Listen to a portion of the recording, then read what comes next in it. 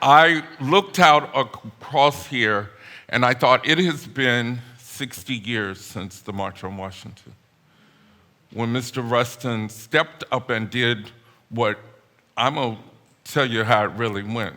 Baptist black ministers did not want him there. And then a gay man at the FBI was threatening the whole movement. Have you ever heard of Hoover?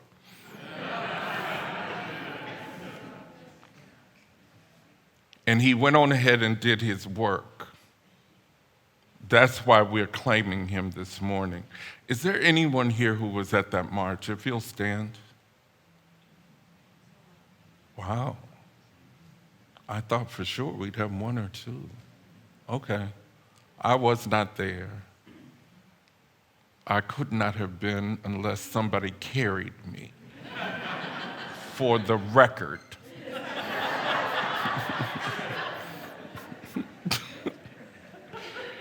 And now I will begin like I said I was, as I was taught to as a National Missionary Baptist. This morning, first giving honor to our Creator. Oops. And then for some of y'all, for the spirit of evolution that began in the past eons of time and set in motion our ancestry and the causation of events and decisions that we may be here in this moment together, mostly healthy, hallelujah, mostly clothed in our right minds. That was the language I grew up with for being, not too out there. Clothed in your right mind. Giving honor to our minister, Reverend Taryn Strauss, and her amazing staff and crew.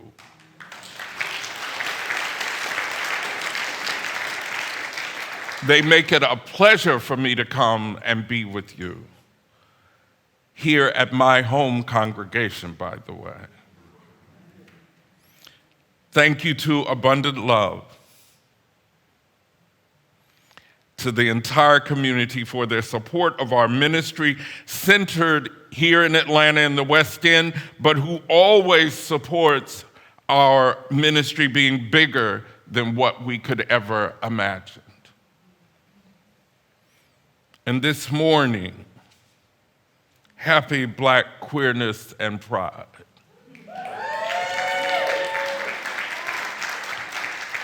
Since 1996, and I was in the room where it started, and I was arguing on the wrong side. I thought that 10 Black queer folks needed to take over the other pride celebration. And I had it all mapped out, but they didn't. They said, Duncan, we need our own. And they were right. And this is my 39th Labor Day weekend here in Atlanta. Yeah, I was a small child. Anyway, and I have come a long way, and how grateful I am. And may we do humbly service to someone who is still struggling this morning with their racial and or sexual and or gender identity. I'm fortunate to have arrived when I did, where I did, not only here in Atlanta, but in the universe.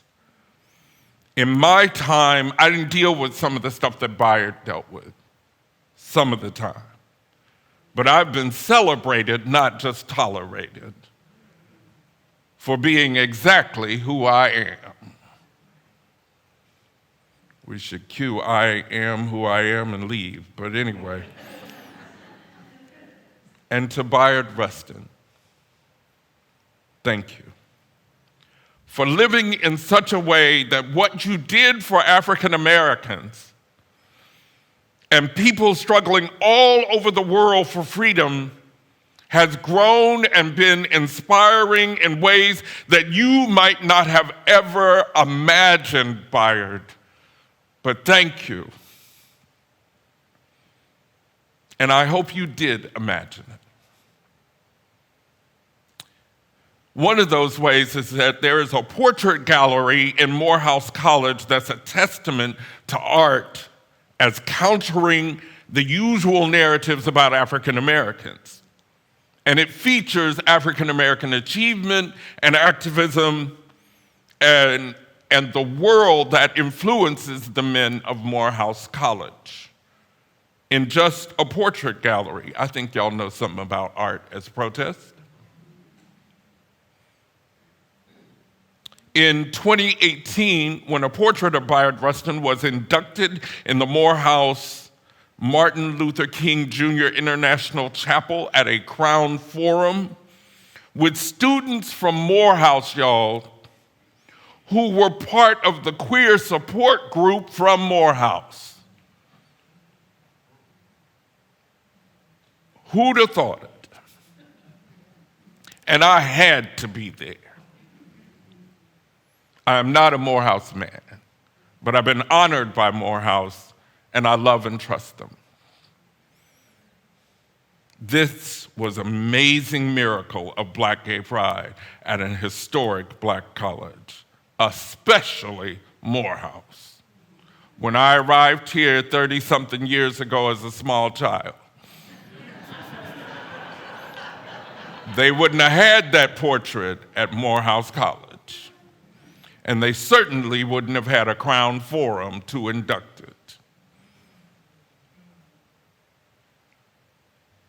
And we only have enough time to skim over just a few of Rustin's achievements, and then you're going to have to do homework. Because as his children now, we will just have to do that. There's a new biographic film that's coming and rumored to be Oscar-worthy. So you want to do your research before that comes out so you can sit there and do what we do, you know, when we know stuff.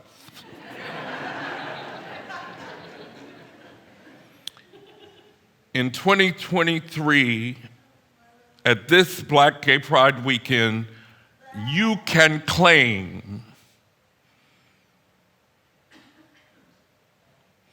a parent who is Black and gay, a spiritual parent. So that means that all of y'all can attend anything you want at Black Gay Pride this weekend. Just tell them I sent you and that your parent is Bayard Rustin.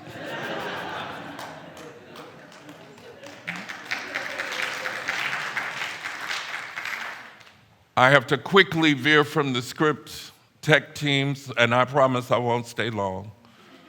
I promise. Essex Hemphill and a group of Black intellectuals in the 90s, during a time of a resurgence of Black gay writing, poetry, art, because of HIV and AIDS, we had to do something, and we were doing everything. They invited, the 80s, late 80s, they invited Bayard Rustin to come and be honored. And he wrote an eloquent letter of refusal. He felt still, that late in his life, that his work had been for racial justice and that he hadn't done enough for Black gay folks. I'm telling you that story so that you know you can do it, because we all have insecurities. We all think we haven't done enough. We all are struggling with what some idiot said about us. And I have two good therapists in case one gets sick.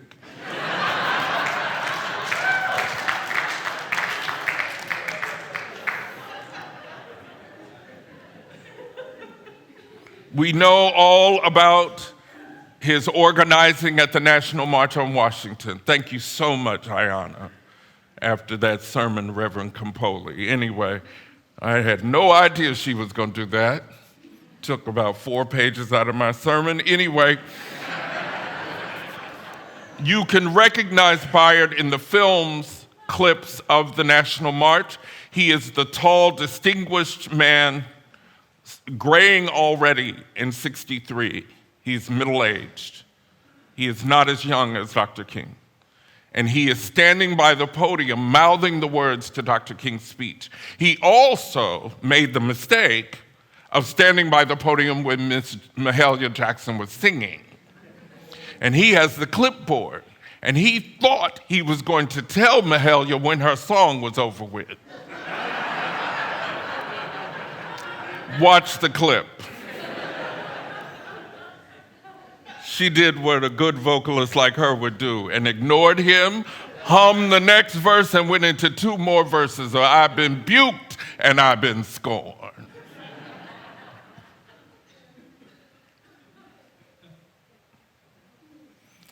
In 1963, he had already gone to jail. Now we know from the time he was a child, many times, for fighting for our freedom.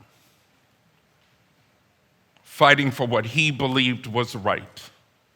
He had already helped Dr. King discover the ways of Gandhi. When Bayard arrives in Montgomery, Dr. King has Baptist deacons standing around the house, and they are not holding Bibles. It's Montgomery, Alabama.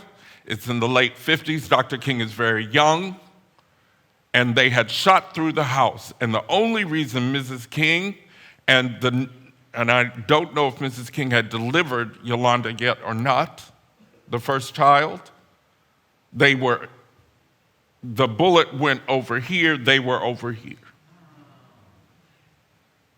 So the Baptists did what Baptists do. We'll pray for you, but you might be in the way of the bullet. Bayard said, Dr. King, you got to get rid of the guns. We will be massacred if this isn't a nonviolent movement. He'd already done that by 63. We claim to be his children because of the work he did to challenge illegal segregated interstate travel, but not in the 60s, y'all. He rode on a bus sponsored by the NAACP and the Fellowship of Reconciliation that was integrated with 8 white men and 8 black men, and they started in DC. See, you don't know about this this ride.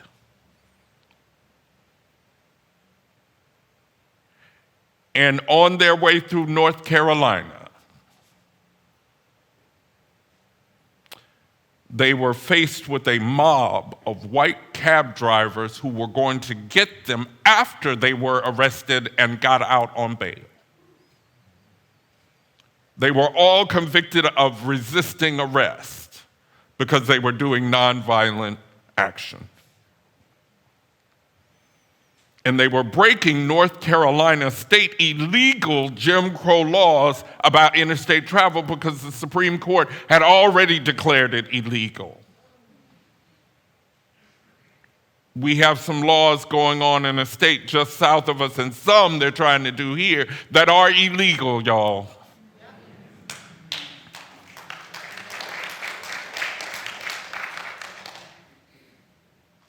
Somehow or another, in the year and a half that the trial was being pursued in the North Carolina justice system, if we want to call it that,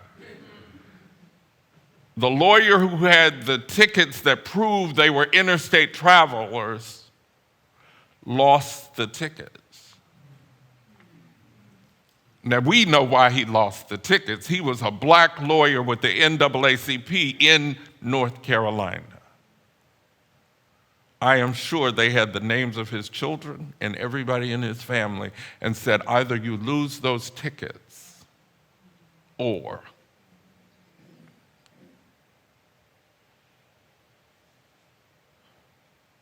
So they were convicted by the North Carolina Supreme Court. And Bayard Rustin was first forced to serve on a chain gang 2 years after all of this occurred in 1949. 49. So the bus that you know about that got bombed in Anniston was the second attempt at challenging these laws.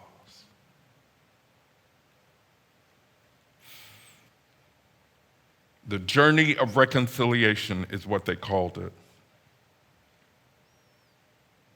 1947. And now we live in a time when they want to erase racial justice history from American history because it makes you uncomfortable. Well, shucks. Have y'all ever been uncomfortable? I just need to check in with my folk. I see you.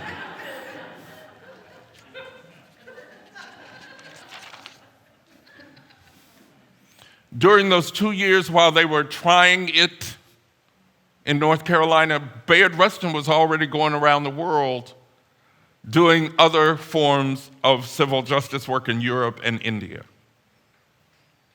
He was all that, y'all.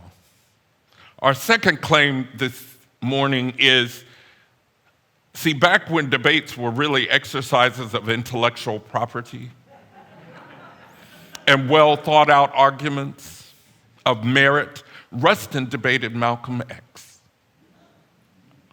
He was adamant that social change could come as it had in India through nonviolent means. He had become convinced once that we had the Voting Rights Act passed, once we had the ability as African Americans to influence the ballot, we could free ourselves without violence. In his fervor and intelligence, he did a series of debates with Malcolm X, real debates. So we're honoring also Malcolm X because in those debates, it never devolved, nor was it expected or in any way intimated that the two great minds who disagreed on tactics and methodology, same goal, freedom, but two different ways of looking at it. We're honoring Malcolm also because neither of them would act like a junior high school student by pursuing victory of the debate by personally insulting the debate challenger. I don't mean to be insulting to junior high school students. Compare that concern, nonviolent social change, with by any means necessary. Compare that kind of intellectual, rigor with what we call a debate now. Yes, we will claim our ancestral parent, Bayard Rustin, for his willingness to enter that debate and discussion publicly with one of the most ferocious and fearless minds in history, Malcolm X. And Malcolm never used Bayard's sexuality as a ploy to win the debate. Can you imagine that ever happening now? They were more concerned about the cause, the goal, than being destructive or disrespectful of the other person that you're fighting with. We need his fatherhood because we have unjust laws today. We have tactics that must reflect our best interest, even if we disagree about the tactics, and we do. Some of y'all don't even like this suit.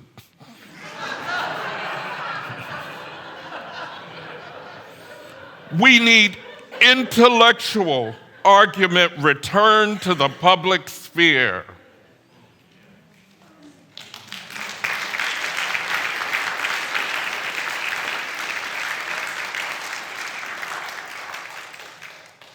At that induction ceremony, a Morehouse man pulled Dean Carter, Dr. Dean Carter of the chapel at the Crown Forum aside. And he said to Dean Carter, "Is that his son?" The answer today for all of us is yes. We are all his children under the sound of my voice today. He had left a well-worn and earned path for us to claim him this Black Queer Pride weekend, this Labor Day weekend, this Dragon Con. Yes, I know about that too. Thank you, my friends, my siblings, for letting me celebrate our parent, Bayard Rustin. Amen.